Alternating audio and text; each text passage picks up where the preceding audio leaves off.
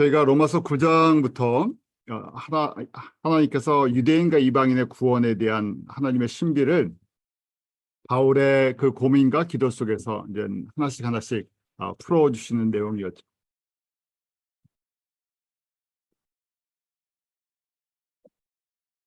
저희가 계속해서 이 이방인과 유대인의 구원 속에 있는 하나님의 신비를 9장의 말씀부터 시작해서 계속해서 지금 보고 있습니다. 그래서 9장부터 11장의 내용을 저희가 크게 이해를 할 때 왜 이 복음이 이방인 가운데, 이방인 교회 가운데, 특별히 사도행전을 보면 교회를 통해서 이방인의 충만한 숫자를 채워나가는 이 놀라운 사역의 역사가 기록이 되어 있는데, 왜 그렇게 하나님께서 그 방향으로 인도하시는지 신학적인 내용이 9장부터 11장이에요. 저희가 복음을 알고 복음을 이방인에게 증거할 수밖에 없는 그 뜻이 하나님의 예정적인 또 하나님의 구원의 신비 가운데 담겨 있다는 것을 9장부터 11장까지 그렇게 정리를 해주고 있습니다. 저희가 지난주에 이 말씀을 보면서 남은 자 신학을 좀 다뤘었어요. 하나님께서 남은 자들을 통해서 일을 하신다. 이스라엘 가운데도 영적으로 남은 자들이 구약 시대에 있었던 것처럼 또 신약 시대 때도 하나님께서 남은 자들을 통해서 렘넌트를 통해서 이 주님의 나라를 주님의 뜻을 이루어 나가시는 걸 보게 돼요. 그래서 많은 하나님의 백성이 항상 존재하는 것처럼 보이지만 실제적으로 주님께서 주님의 일을 행하실 때는 남은 자를 통해서 일을 하시는데, 그럼 남은 자의 특징이 무엇인가를 저희 생각하게 되죠. 남은 자는 결론적으로 사람이 스스로 택하는 것이 아니라 하나님의 주권 가운데 하나님이 택하신다는 거예요. 그래서 이 바울의 신학 전체에 들어가는 것은 특별히 하나님의 주권을 강조를 합니다. 하나님의 주권, 또 다른 얘기로 하나님의 섭리. 그다음에 저희가 특별히 로마서를 통해서 미리 불러주셨다, 미리 정하시고 때가 돼서 불러주셨다 해서 예정하심이라는 내용이 또 그 안에 흘러 들어가요. 하나님께서 유대인과 이방인 가운데 귀 있을 그릇, 그 그릇을 정하셨다는 거예요. 그러니까 때가 돼서 내가 너를 이런 그릇으로 쓸 건데 하고 부르시고 그때부터 이제 그릇을 깨끗게 하시죠. 예수 그리스도의 피로 덮어주시고 저희가 이야기하는 성화, 성결의 삶으로 인도하십니다. 그래서 저희가 그것을 또 창조 목적을 깨닫고 창조 목적 훈련이다 이렇게 또 표현할 수도 있어요. 이런 과정을 통해서 일하시는 것을 저희가 구약에서도 보여주셨고 이제 바울이 그것을 신학적으로 로마서를 통해서 한번 쭉 정리를 해주는 것이에요. 이스라엘 사람들의 입장에서는 특히 민족적인 성향이 굉장히 강하죠. 지금도 그렇잖아요. 이스라엘 할 때는 굉장히 자기 민족성이 굉장히 강하죠. 그럴 수밖에 없었던 것이 구약에서부터 내려오던 그들의 전통이나 율법이 하나님의 선민이라는 선택받았다 하는 것을 굉장히 큰 자부심으로 갖고 있어서 혈통적인 선택하심, 혈통적인 것을 굉장히 강조했었죠. 그런데 저희가 로마서를 보면서 혈통적인 것이 아니라 은혜로 그리고 믿음으로 택하심을 받은 것에 대해서 하나님의 그 계획을 저희가 보게 됐어요. 자, 이렇게 정리를 저희가 이제 지난주 내용들을 저희가 정리를 한번 받았었죠. 그래서 하나님께서 먼저 이방인의 숫자를 채우신 다음에 그리고 유대인 남은 자들을 통해서 유대인들을 구원하시겠다 하는 것이 큰 하나님의 구원의 계획이셔요. 저희가 특별히 이 마지막 추수의 마지막 부분 때 살고 있기 때문에 북미에서 이것에 대한 실질적인 증거들을 보면서 사는 세대라고 말씀을 드렸었어요. 자, 그래서 오늘은 하나님의 주권을 저희가 집중적으로 한번 정리하려고 합니다. 로마서 9장 21절에 보면 토기장의 비유가 나오잖아요. 하나님을 토기장이로 비유해요. 토기장이가 진흙 한 덩이, 진흙은 하나님의 백성들이라고 생각하면 되죠. 진흙 한 덩이로 귀 있을 그릇을 하나는 천 있을 그릇을 만들 권이 없느냐. 사람들을 귀 있을 그릇으로도 천 있을 그릇으로 토기장이가 계획한 대로 만든다는 거예요. 그래서 이 비유는 하나님의 주권을 강조하는 거예요. 하나님의 주권할 땐 sovereignty라고 하죠. 그걸 조금 다른 각도로 보는 것이 이제 하나님의 providence, 섭리예요. 하나님의 섭리는 하나님의 예정 속에서 하나님의 섭리, 하나님이 뜻하신, 하나님의 계획하신 대로 이끌고 가신다는 거예요. 그럼 많은 분들이 그런 질문을 해요. 그럼 사람에게 자유의지를 주었는데 사람의 자유의지는 뭡니까? 우리가 어디에 살지, 언제 예수님을 믿을지, 어떻게 신앙생활을 할지, 무슨 일을 할지 이런 모든 과정까지도 하나님의 그럼 predestination이라고 예정이라고 그러는데 그럼 예정 속에 다 들어있습니까? 우리가 뭘 할 필요가 없겠네요. 우리는 그냥 다른 뭐 주님께서 다 하시는 거니까 우린 가만히 있어도 되지 않습니까? 또 한편으로는 그럼 사람은 아무 자유가 없는 거네요. 이렇게 또 표현하시는 분도 있고 도대체 이걸 어떻게 이해할 수 있겠습니까? 해요. 그래서 크게는 하나님의 주권 가운데 움직임. 근데 하나님의 창조주의 주권과 권세가 너무 크기 때문에 사람이 봐서는 그게 이해가 안 가요. 어떻게 이렇게 할 수 있나? 우리에게도 감정과 지식과 의지를 주셨는데 이걸 어떻게 컨트롤 하신다고 하는데 어떻게 이걸 컨트롤 하시나? 또 하나님의 섭리라고 하는데 저희가 이런 표현 이게 하나님이 뭐 하나님의 뜻이네요. 하나님의 섭리네요. 이러는데 이게 어떻게 이렇게 표현할 수 있습니까? 이렇게 하죠. 그래서 이거 저희가 하나님의 주권, 하나님의 예정하심, 하나님의 섭리가 떨어져 있지 않아요. 같이 붙어서 표현에 조금 차이가 있고 이 보는 각도의 차이가 있지 같이 갑니다. 그래서 이것을 제 나름대로 어떻게 하면 좀 쉽게 이해할 수 있을까? 그래서 저는 그런 표현을 해요. 저희 같이 하시는 분 중에 디자인 하시는 분들이 의외로 많으시잖아요. 그래서 이 천을 짜는 걸 한번 생각해요. 옷감을 만들 때 뭐 그 세로랑 가로, 낫실 뭐 그런 거 있죠. 예. 그래서 옛날에는 이렇게 큰 디자인을 갖고 그 배틀에 앉아서 실을 짰잖아요. 근데 이 짜는 사람은 디자인을 다 갖고 있어요. 저희가 볼 땐 실이 왔다 갔다 하는 것처럼 보이는데 그냥 막 실이 왔다 갔다 하는 게 아니라 이미 그림이랑 다 준비가 돼 있어서 이 가로 세로 줄이 맞아가면서 하나씩 그림이 만들어져 나갑니다. 그래서 이것이 하나님의 주권 가운데 하나님이 짜시는 거예요. 토기장이니까. 하나님이 앉아서 다 짜시는데 다 준비해 놓으셨어요. 저희 사람도 움직이잖아요. 사람도 생각하고. 그런데 이게 사람이 움직이는 그것까지 하나님의 주권 가운데 다 그림이 그려지세요. 그래서 그 하나님의 위대하심이 그 가운데 이 작품을 만들어 나가신다. 저는 그렇게 봐요. 그렇게 이해를 합니다. 하나님의 주권을 이해할 때 사람에게 자유의지, 감정, 지식 이 모든 걸 주셨는데 이미 큰 그림을 나를 향한 하나님의 그릇이 있어요. 예정하심이 있어요. 섭리가 있어요. 그걸 짜나가세요. 하나님의 큰 주권과 섭리 속에서 짜나가셔서 나중에 보면 이런 작품으로 만들어져 있는데 저희는 그 작품이 될 때까지 마지막 작품을 볼 때까지 이해하지 못하죠. 왜냐하면 저희가 갖고 있는 한계성이고 그것이 하나님의 주권이다. 자, 바울이 하나님의 주권을 9장에서 설명을 해요. 그래서 특별히 하나님의 선택하심이 있어요. 야곱과 에서 똑같이 이삭에게서 태어나는데 야곱을 택하시고 에서를 택하지 않습니다. 뭘로 표현할 수가 없어요. 하나님의 예정하심 속에서 야곱을 그렇게 준비하셨어요.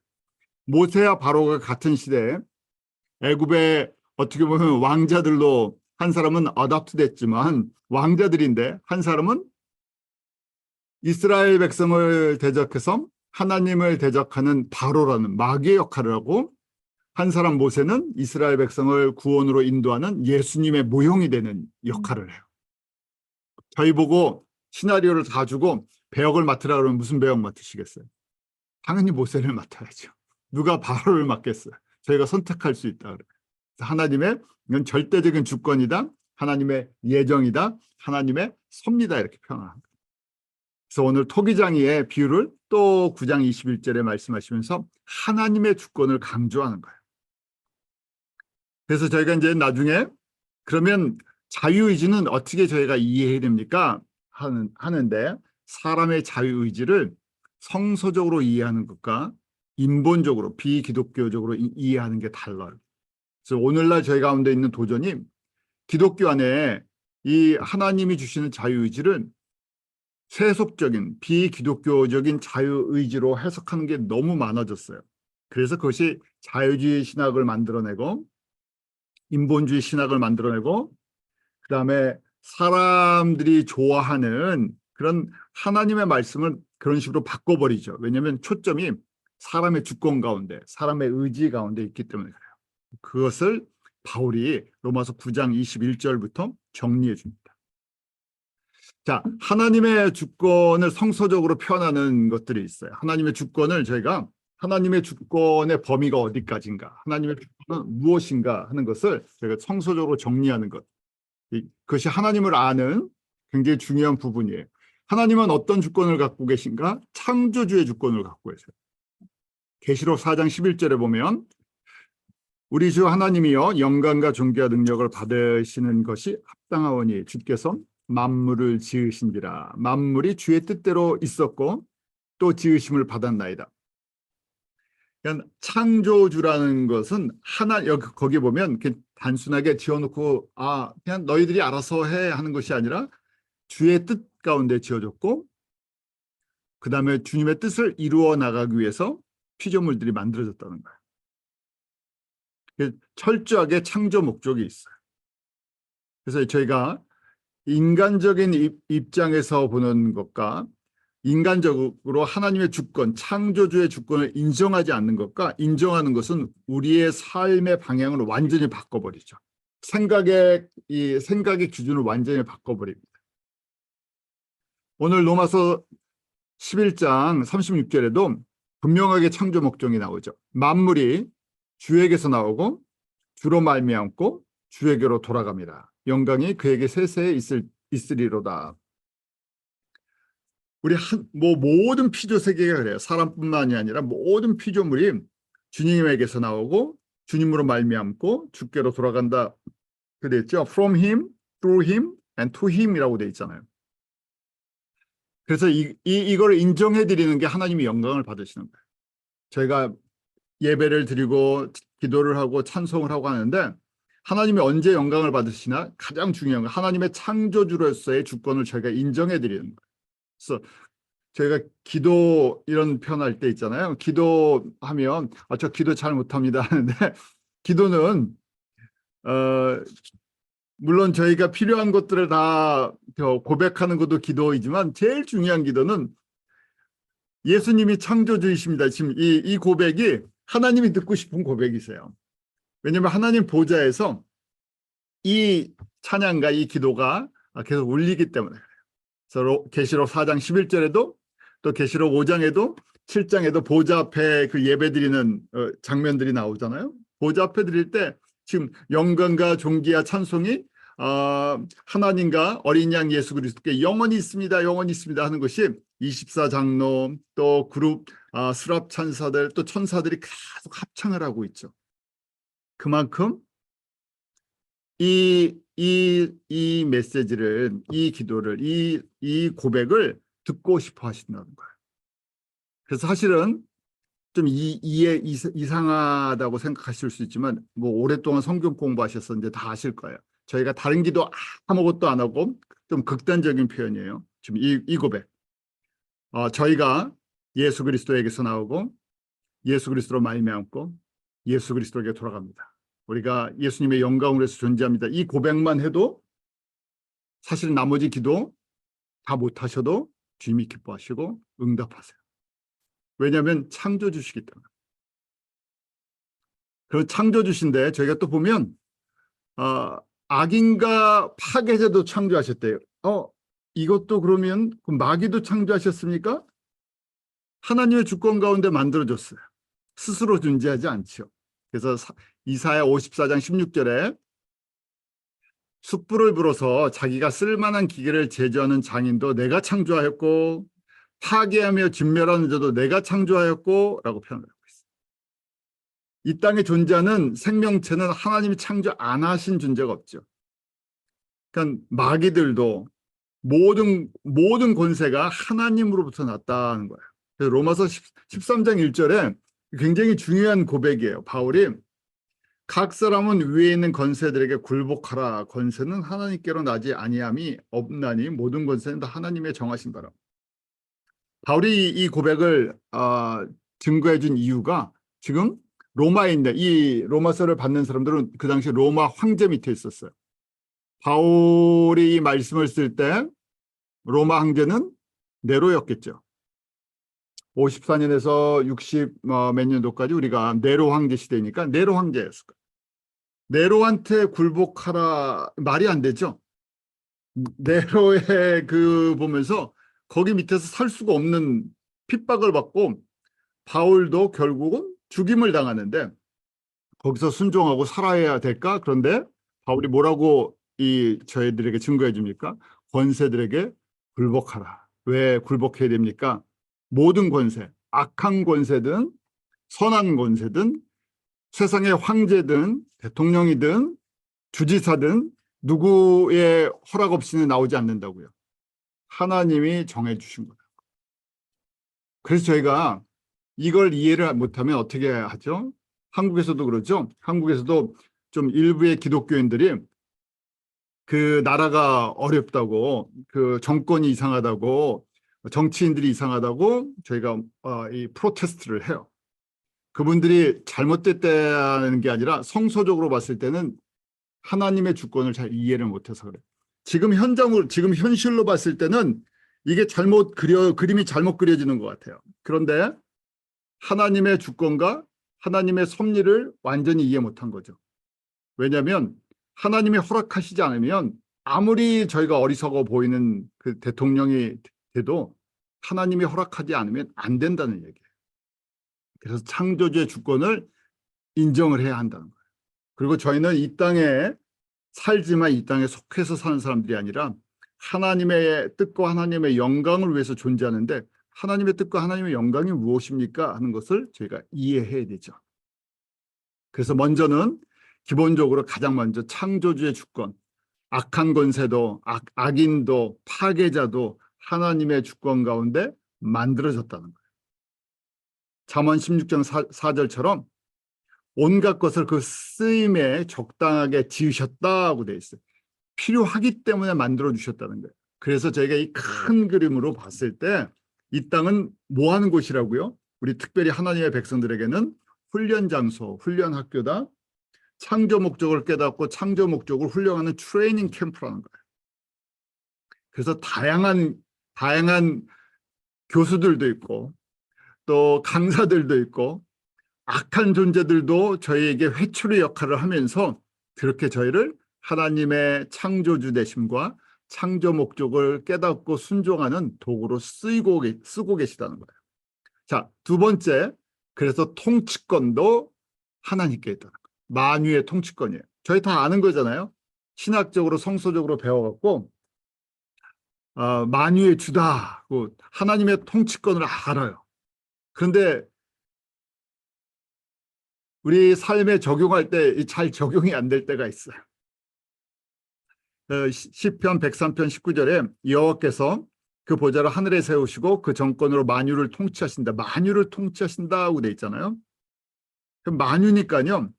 하나님의 통치에서 벗어난 것이 아무것도 존재하지 않아요. 그래서 저희가 인정을 하는 거예요. 이게 지금 이 단계가 있습니다. 창조주 되시는 것도 처음부터 인정을 하면서 시작을 하는 거예요. 내가 다 깨닫지 못해요. 내가 다 이해가 안 가요. 그렇지만 하나님의 말씀 속에서 하나님이 이런 분이시라는 성서적인 증거를 통해서 이걸 인정하면서 시작하는 거예요. 인정하고 고백하다 보면 주님께서 이것을 하나씩 깨닫게 해주시죠. 시간이 필요해요. 저희가 모든 것을 듣고 바로 깨달으면 얼마나 좋겠어요.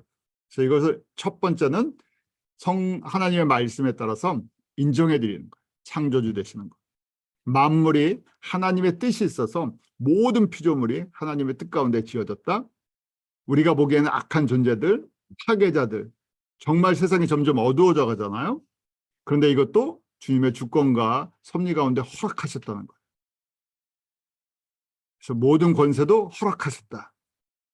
그러니까 저희가 정치하는 사람들에 대해서 막 보면 답답해서 열이 날 때가 있는데 열은 내지 않으셔도 돼요. 왜냐하면 열은 나지만 그것도 누가 하셨기 때문에 하나님이 뜻이 있어서 허락해 놓으셨어요.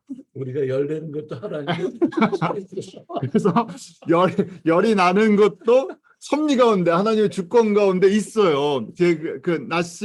낫줄과 곁줄인가요? 그 두 줄 속에 저희가 보면 저희 의지를 감정이 막 움직여서 이게 분노하는데 그것까지도 그림이 들어가 있어요. 네. 그렇게 되는데 그런데 하나님의 뜻을 이루어 나가니까 저희가 분노한다고 좀 표현을 저희가 데모한다고 하나님의 섭리와 주권이 바뀌지는 않습니다. 자, 그래서 통치권을 그 다음에 인정해 드리는 거예요. 에베소서 1장 22절에 만물을 그 발 아래 복종하게 하시고 그를 만물 위에 교회의 머리로 주셨다. 누구요? 예수님이 만물의 모든 통치권을 갖고 계세요. 예수님의 영광으로 해서. 예수님이 다스리시죠. 그래서 만물 위에 교회의 머리로 주셨다. 그래서 좀 지나간 얘기지만 이걸 잘못 적용을 해갖고 교황 제도 속에서 교황이 만물의 통치를 할 수 있는 교회의 머리가 된다는 그 사도권 때문에 그런 주장을 하게 되죠. 그래서 중세 때 그 중세 그 왕들도 그 황제들도 교황 앞에서 머리를 쪼아리는 그런 구조를 만들어내기도 했어요. 자, 세 번째 저희가 아는 거예요. 생사하복의 주관자 되신다. 우리 하나님은 살고 죽고 그다음에 진노와 복의 주관자세요. 그런데 사람에게만 생사하복을 주관하시는 것이 아니라 모든 피조세계의 생명의 주인이시고 복과 진노의 근원이세요. 그래서 노아의 홍수 때 창세기 6장 17절에 보면 모든 것을 다 죽이기로 결정하셨죠. 그리고 택하신 노아의 가족과 생물들만 딱 방주 안에 들어가게 하셨어요. 그래서 바로 그 안에 생사복의 주관자시며 생명을 공급하시는 분이 여호와 하나님이시다는 걸 가르쳐 주세요. 자, 또 걸음을 인도하시는 분이다. 잠언 16편 9절이에요. 사람이 마음으로 자기의 길을 계획할지라도 그 걸음을 인도하는 자는 여호와니라. 이게 하나님의 섭리가 들어가 있는 거예요. 우리가 우리 의지로 막 우리의 생각으로 계획하고 우리 인생을 준비하고 막 걸어가는 것처럼 보이는데 그게 아니라 그 가운데서도 하나님의 손길과 하나님의 주권이 같이 움직이고 있어요. 그 위에 있죠, 사실은요. 그걸 인정해 드리는 거예요. 또 이사야 14장 27절에도 여호와께서 만군의 여호와께서 경영하셨은즉 누가 능히 그것을 패하며 그 손을 펴셨은즉 누가 능히 그것을 돌이키냐. 그러니까 생사복의 주권자 되시는 걸 항상 고백하죠. 누가복음 12장 20절 너무나 유명한 말씀이죠. 저희가 자주 묵상하고 듣는 것인데 어리석은 부자에 대한 비유예요. 참 저희가 이 말씀을 보면서 누구에게나 다 적용되죠. 저도 이 말씀을 볼 때마다 참 인간이 어리석다. 왜냐하면 예수님이 오늘 생명을 취해가면 우리가 의지하는 거, 우리가 자랑하는 건 아무 의미가 없는데 우리가 이 땅에 살 때 이 땅에 자랑하는 것도 의미가 있는 건데 이 땅에 자랑하는 근데 사람들이 그러잖아요. 뭐 좀 여유가 있고 뭐가 있으면 그것 때문에 내가 뭐 이렇게 누릴 거다 이렇게 생각하는데 어리석은 부자가 하나님의 주권과 하나님의 이 하나님 되심을 알지 못해서 그런 걸 의지했을 때 오늘 밤 데려가면 끝나는 거죠. 특별히 예수님을 아는 귀한 성도님들 가운데 이런 은혜가 있기로 하네요. 그 주변에 성도님들을 보면서 정말 이런 모습 볼 때 세상적인 얘기예요. 세상의 부를 가지고 의지하는 성도님들을 보면 좀 마음이 이렇게 답답하고 안타까울 때가 있죠. 자, 네 번째는 하나님은 만유의 소유자시다. 같은 표현들이에요. 계속 같은 표현이라서 조금 다른 것들인데 제가 하나님의 주권을 인정하는 연습을 하는 거예요. 우리 역대상 29장 11절 아주 유명한 말씀이죠. 여호와여 강대하신 것 권능과 영광과 이김과 위엄이 다 주께 속하였사오니 천지에 있는 것이 다 주의 것이다. 그래서 이 모든 권능, 영광, 권세, 영적인 세계도 물질적인 세계도 보이는 것과 보이지 않는 것과 마귀들의 권세와 천사들의 권세, 또 사람의 권세, 이 모든 것도 하나님의 주권 가운데 있다. 그리고 만유를 뜻대로 움직이시는 분이시다. 우리 다니엘서에 보면 느부갓네살 왕이 쫓겨나서 들짐승과 함께 거하는 것을 예언하죠. 아무리 세상에 황제가 되고 제국을 다스리고 있어도 하나님께서 움직이시면 정신병자처럼 쫓겨나요. 또 때가 돼서 그를 회복시키시고. 그래서 근데 그것이 사람들이 하나님을 보지 못하면 내가 똑똑해서 내가 지혜로워서 내가 능력이 있어서 내가 군사력이 있어서 내가 경제력이 있어서 하는 것처럼 보여요. 어리석은 거죠. 왜냐하면 하나님께서 하나님의 뜻과 하나님의 주권 가운데 하나님의 섭리 가운데 움직이신다는 거예요. 그래서 결론적으로 무슨 섭리입니까? 창조 목적을 이루어 나가는 건데 누구를 대상으로 교육을 시키세요? 하나님의 예정되어 있는 하나님의 자녀들. 그러니까 저희들이에요. 학생들은 저희들이에요. 그러니까 옆에 사실은 저희가 전혀 상관없는 것처럼 보이지만 한국에서 정치하시는 분들에게 우리가 감사를 해야 되고 미국에서 정치를 하시는 분들한테 감사를 해야 되고 주변에 있는 분들한테 감사를 해야 되죠. 왜요? 저희 교육시키느라고 고생들 하고 계시는 거예요. 저희들에게 창조주 하나님을 알게 하고 창조 목적 깨닫게 하느라고 그분들이 이 창조주와 창조 목적을 깨닫고 훈련을 받으면 너무 좋겠는데 모르고 하시는 분들이 너무 많잖아요. 내가 무슨 역할을 하는지를 몰라요. 근데 누구 때문에 그렇게 합니까? 저희 교육시키느라고 그런 역할들을 해요. 그래서 너무 감사한 존재들인데 그런 거죠. 만유를 그 뜻대로 움직이시는 분이세요. 우리 마태복음 10장 29절에 잘 아는 말씀이죠. 참새 2마리가 한 아사리온에 팔리는 것이 아니냐. 그러나 너희 아버지께서 허락지 아니하시면 그 하나라도 땅에 떨어지지 않냐. 우리 이름도 알지 못하고 어디에 사는지도 모르는 존재. 정말 가끔 운전할 때 미국은 우리 뉴욕도 그렇고요. 비둘기 너무너무 많아요. 비둘기 너무너무 많아갖고 징그러울 정도로 많은데 지금 참새 한 마리도 그 생명도 하나님의 주권 가운데서 하나님의 뜻을 이루어 나가는 존재라는 거예요. 그래서 그것도 아버지의 뜻 가운데 움직여진다. 그 가운데 우리 가운데 하나님은 주권적인 또 선택을 하시죠. 왜냐하면 많은 사람 가운데 저희가 하나님의 백성을 정하셨어요. 모든 사람이 하나님의 백성이 아니잖아요. 데살로니가 1장 4절에 보면 하나님의 사랑하심을 입은 형제들이라고 표현되어 있어요. 이 세상 가운데 하나님이 예정하시고 사랑을 하시기로 한 사람들. 제가 지금 표현해드렸잖아요. 많은 사람 가운데 왜 이 세상이 이렇게 움직입니까? 누구 때문에요? 저희 하나님의 백성들 때문에 세상이 이렇게 움직여요. 저희들 때문에 수고하고 있어요. 저희들 교육시켜 주시느라고. 그래서 주님 다시 오실 때도 택하신 자들을 땅 끝에서부터 하늘 끝까지 사방에서 모으신다. 그러니까 이 끝에서 저 끝까지 택하신 자들이 있다는 거예요. 그들을 모으신다는 거죠. 그 구원을 입은 것도 하나님의 택하신 사람들이에요. 저희가 기독교인의 숫자가 통계적으로 캐톨릭까지 모든 사람을 포함해서 35%를 넘지 않잖아요. 약 33%, 34%라 그러는데 그 숫자가 지금 맥시멈처럼 보여요. 더 이상 숫자가 늘어나지 않는다. 그 통계상으로 봤을 때 전 세계 인구의 맥시멈 성도의 숫자, 구교가 됐던 신교가 됐던 캐톨릭이 됐던 다 합쳐서 인구의 3분의 1이 안 돼요.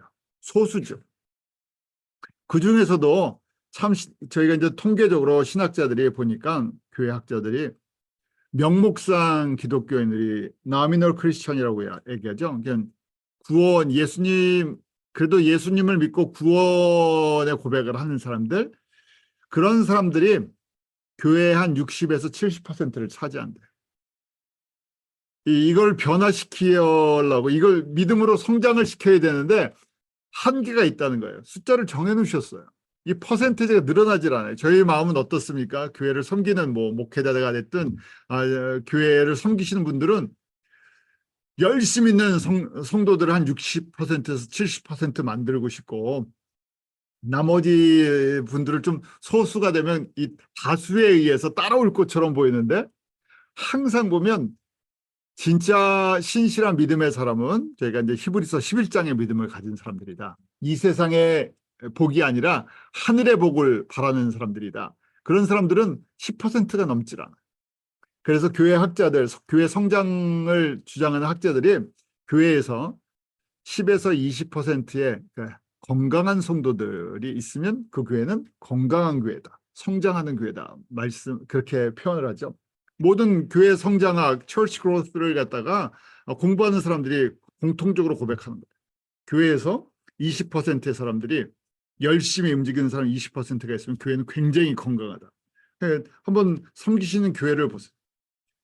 목회자들 말고 우리 평신도 사역자들 중에서 평신도 성도들 중에서 진짜 신실하게 섬기시는 분이 교인이 100명이 모이면 20명이 있으면 교회가 건강하게 움직인다는 거예요.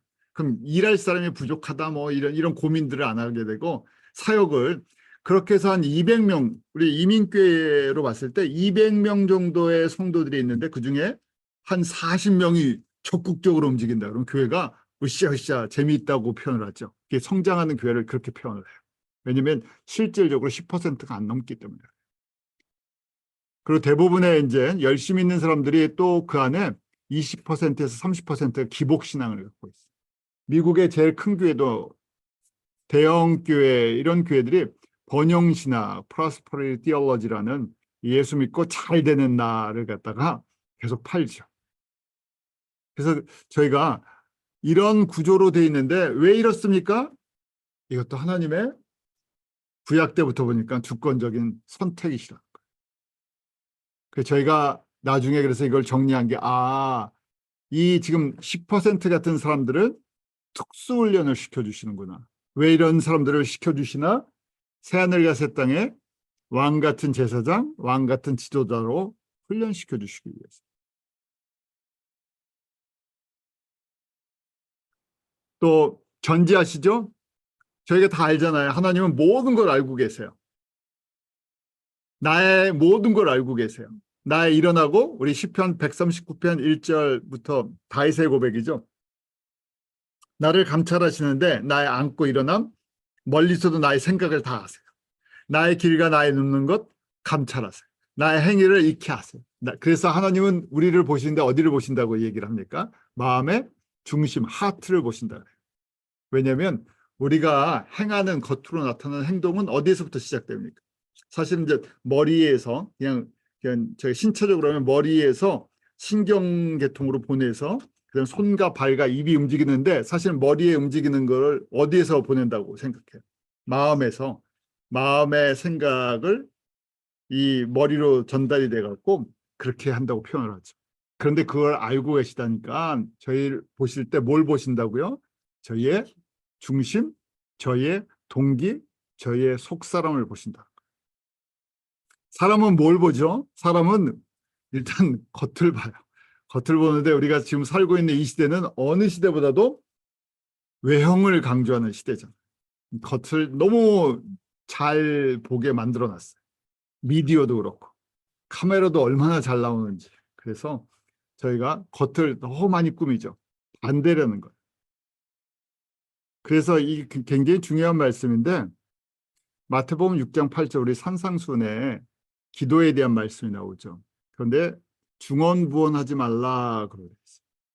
그러면서 중언부언하는 그 외식하는 그런 바리새인들 서기관처럼 기도하지 말고 본받지 말라 하시면서 예수님께서 제자들에게 구하기 전에 너에게 있어야 할 것을 하나님 너희 아버지께서 다 아신다. 무슨 얘기냐면요. 이게 불교식이나 이제 한국 옛날 전통이에요. 왜 우리가 사실은 새벽기도 철야를 많이 했잖아요. 저희 철야 안 해보신 분 거의 없으시죠? 뭐 새벽기도 안 해보신 분 없죠. 근데 새벽기도나 철야를 하는 것 중에 대부분이 우리의 간절한 소원을 하나님께 구하기 위해서, 또 금식기도도 하고요. 그래서 하나님의 우리의 간절한 것을 고백하는 것을 표현하기 위해서 새벽에 뭐 40일 작정기도, 뭐 금요 철야 이런 것들을 만들었어요. 그런데 그런 거 필요합니다. 그런 과정을 통해서 하나님을 알게 돼요. 그런데 이제 어느 정도 지나서 하나님의 주권을 저희가 인식하기 시작하면 왜 이 말씀을 하시는지 알아요. 저희는 그 과거에 그 우리 종교 생활했던 거에 영향을 받아갖고 치성을 드려야 된다. 지성이에요? 네. 치성이에요. 치성 아닙니까? 지성이면 감천 뭐 이렇게 왜냐하면 하늘을 감동시켜라 막 그러잖아요. 그래서 이게 막 짬뽕이 돼 있어요. 이 기독교 안에 짬뽕이 돼 있어갖고 하나님을 감동시키자. 그러면서 막 열심을 보여드리면 하나님이 감동하신다. 막 소리를 부르짖으면 하나님이 감동하신다 그러는데 저도 그래서 그 통성기도도 또 하게 되고 목이 터져라 산에 가서 외치기도 하고 그 과정 속에서 사실은 저희가 낮아지는 거예요. 저희가 정말 아무것도 아닌 존재입니다. 하나님의 모든 것 되십니다는 고백하는 과정인데 저희가 몰라서 그랬던 거죠. 사실은 몰라서요. 어린아이 같으니까. 왜냐하면 이 하나님의 전지하심을 잘 이해하지 못해서 중언부언 같은 의미 없는 기도를 하지 말라는 얘기예요. 왜냐하면 나머지는 다 의미가 없다는 거예요. 이거 주세요, 저거 주세요 하는데 아니 정확하게 하나님의 주권과 섭리 속에서 우리의 필요한 거, 우리의 훈련 계획까지도 다 갖고 계세요. 우리의 그림도 다 갖고 계세요. 그래서 내가 보니까 지금 이게 필요해요, 나는. 그래서 나 이거 주세요 하는데 그건 지금 주면 안 되는 거예요. 그런데도 어린애처럼 그러죠. 제가 쇼핑몰에 가고 이거 사달라고 막 뗐을 때가 있어요. 내가 보면 그게 너무 필요하니까. 근데 부모님이 볼 때는 이거는 지금 그냥 그냥 없어지는 거니까 안 사줄 때가 있죠. 하나님은 우리의 모든 걸 알고 계셔갖고 우리를 사랑하시고 우리를 사랑하시되 그 아들까지 주시기를 기꺼이 하셨어요. 아들만 주신 것이 아니라 지금 로마서를 통해서 1장부터 8장까지 배운 거죠. 아들만 주신 것이 아니라 하나님의 영광을 나눠주고 하나님 나라를 맡기고 기업으로 상속을 주고 싶어 하세요. 그래서 준비하신 것들이 있어요. 그런데 저희는 그런 것들은 생각 안 하고 지금 당장 내 눈앞에 보이는 것만 자꾸만 해요. 그러니까 그런 기도 제자들이 돼서는 하지 말라는 얘기예요. 왜냐하면 모든 걸 알고 계셔서 우리를 사랑해서 주기를 원하시는데 누구보다 더 많이 주고 싶어 하세요. 왜요? 그 아들을 아끼지 않고 주시는 분이세요. 그래서 우리의 마음의 중심에 내가 하나님의 사랑을 깨닫고 하나님의 주권을 이렇게 하나님의 모든 것을 알고 계시죠. 제가 새벽 기도 좋죠. 또 철야도 필요해요. 그런데 제일 중요한 기도는 내 눈앞에 보이는 걸 구하는 것이 아니라 그런 것도 필요하지만요. 하나님의 나라, 하나님의 뜻, 하나님의 영광을 저희가 바라볼 수 있는 이 하나님의 주권을 고백할 수 있는 것 이런 과정을 통해서 그것이 어느 시간이 됐던 그때 주님께서 기뻐하시죠. 그래서 이제 계속 이어지는 건데 피조물들을 사용할 권한이 있으세요. 우리 창세기 18장에 보면 천사들을 통해서 소돔과 고모라를 멸망시키죠. 소돔과 고모라를 멸망할 때 많은 천사들을 동원하지 않습니다. 저희가 잘 아는 것처럼 천사 둘에게 파워를 줬을 때 소돔과 고모라가 불로 멸망을 하는 걸 보여주세요. 또 세상 끝에 추수꾼들을 부르신다고 마태복음 13장에 말씀하시죠. 사무엘상 16장에 보면 사울에게 악한 영을 통해서 번뇌케 하는 일도 허락하십니다. 그래서 모든 걸 통해서 모든 것을 사용하실 수 있는 권한이 있으세요. 그리고 생사복의 주권자, 생사복을 또 결정하시는 분이세요. 그래서 이거 고백하는 거예요. 한나가 기도할 때 고백하죠. 여호와는 죽이기도 살리기도 은비에 내리기도 올리기도 하세요. 가난하게 하실 수도 있고 부하게 하실 수도 있어요. 낮추기도 하고 높이기도 해요. 그런데 그러니까 이걸 전지하신 분이신데 이걸 가지고 우리가 계속 이런 기도를 갖다가 이 세상 사람들처럼 하나님의 주권을 알지 못하는 사람처럼 하나님의 사랑을 알지 못하는 사람처럼 기도하지 말고 하나님은 나의 모든 것을 알고 계시는 걸 인정하고 시작하라는 얘기예요. 또 하나님은 우리를 인도하시는 권세자세요. 그런데 하나님의 예정 속에서 하나님의 백성들을 움직이시죠. 저희가 그래서 그런 믿음이 필요하죠. 하나님이 택하신 자를 하나님 끝까지 인도하신다. 요한복음 6장 4절 65절 나를 보내신 아버지께서 이끌지 아니하면 아무라도 내게 올 수 없다. 고린도전서 12장의 고백처럼 성령으로 말미암지 않고는 예수를 주라고 고백할 수 없어요. 그 얘기는 뭐냐면요. 하나님께서 예정하시지 않으면 우리가 예수를 주로 고백하는 그 고백이 일어나질 않는다. 내가 전도를 잘해서 내가 열심히 섬겨줬더니 그 사람이 예수님을 믿었어요. 그런 것이 아니라는 얘기죠. 나를 도구로 쓰셨을 뿐이에요. 하나님께서 하나님의 자녀로 예정하셔서 때가 돼서 사람을 통해서 일하시죠. 그래서 우리가 그 돕는 손길들로 일을 한 거예요. 요한복음 6장 65절도 똑같은 말씀이죠. 내 아버지께서 오게 하여 주지 아니하시면 내게 올 수 없다. 하나님의 분명한 주권이에요. 그래서 저희가 로마서 1장 16절에 이 복음을 내가 부끄러워하지 아니하노니 이 복음은 모든 믿는 자에게 구원을 주시는 하나님의 능력이다 그랬죠. 모든 믿는 자라 그랬어요. 그 모든 믿는 자가 누군가 하니까 창세전에 예비한 예정된 하나님의 자녀들이라는 거예요. 그래서 모든 믿는 자에 대한 해석이 조금 달라요. 그래서 이제 자유의지가 나와요. 모든 믿는 자라고 했는데 그럼 모든 믿는 자는 누굽니까? 칼빈의 입장, 하나님의 예정을 인정하는 사람들은 예정된 하나님의 자녀들이다. 근데 알미니아는 모든 인류로 봐요. 여기 이제 차이가 있어요. 알미니안을 통해서 이제 신학이 나온 것이 우리 칼빈을 통해서 이제 개혁주의 장로교단, 쉽게 이해해서 장로교단이 나오고 알미니안 라인을 따라서 웨슬리안 감리교회가 나왔어요. 그래서 보는 각도가 약간 달라요.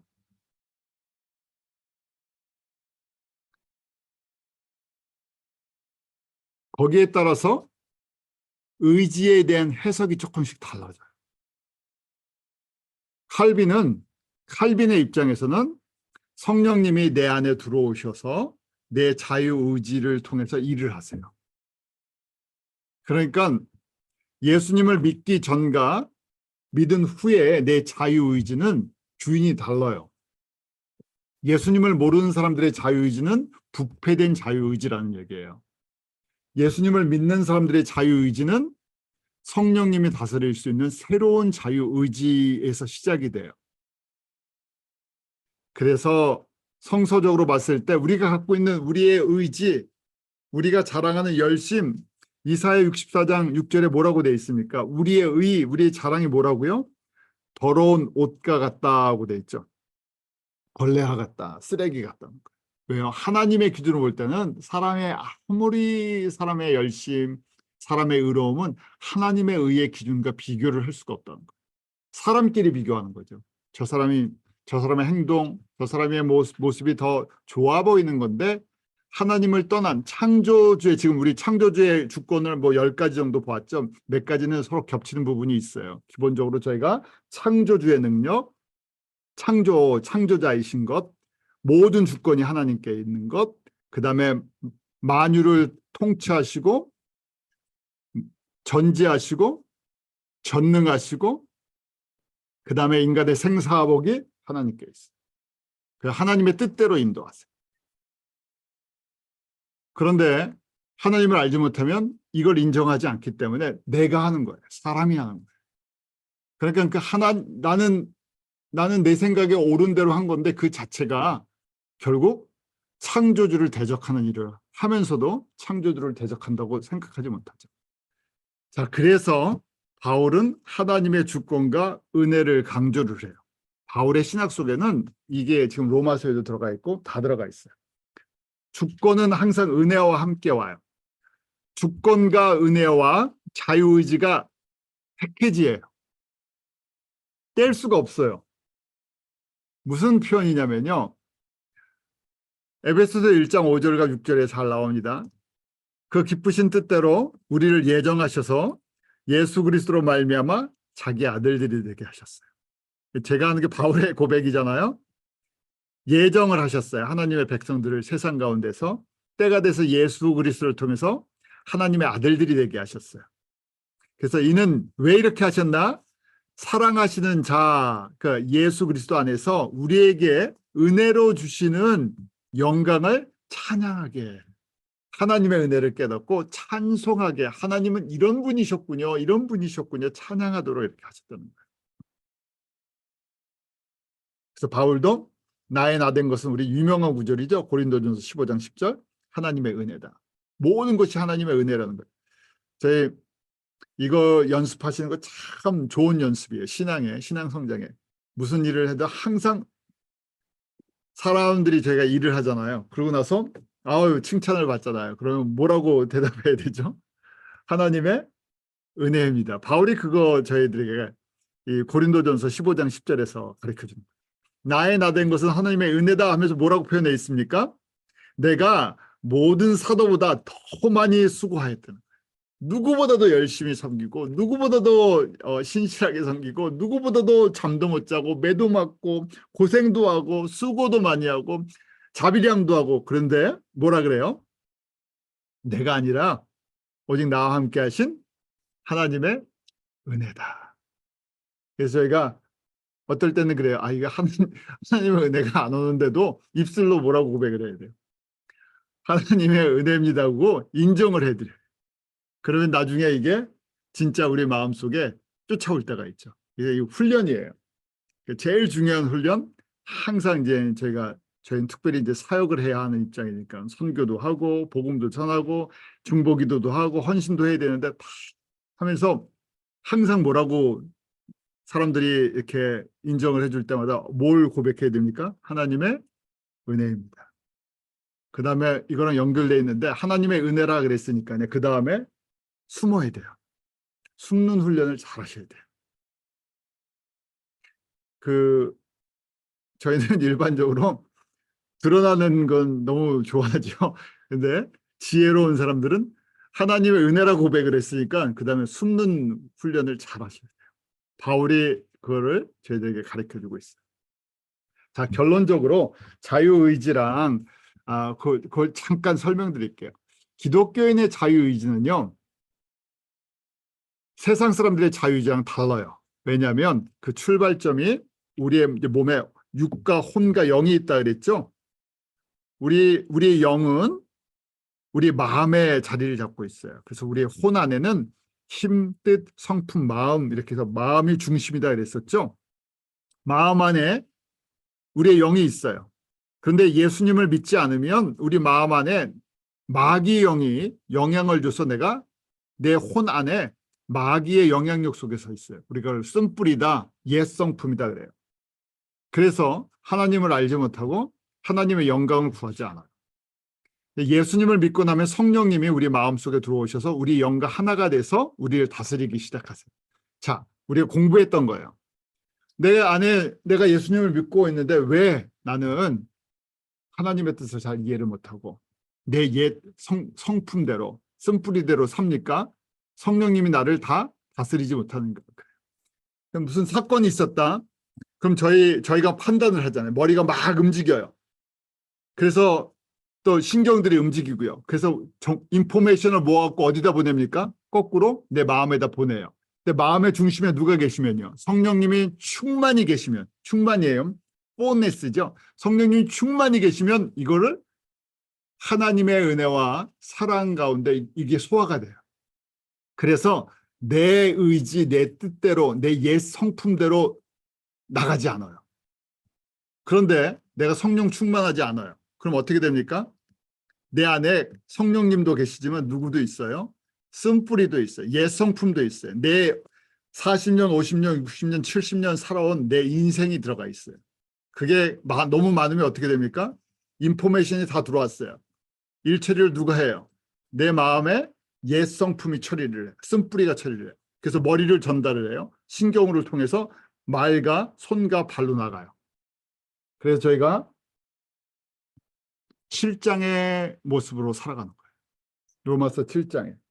그래서 신앙생활을 많이 했는데 성결의 성화의 모습, 성령의 열매가 맺히질 않는 거예요. 왜? 어디서 문제가 있나?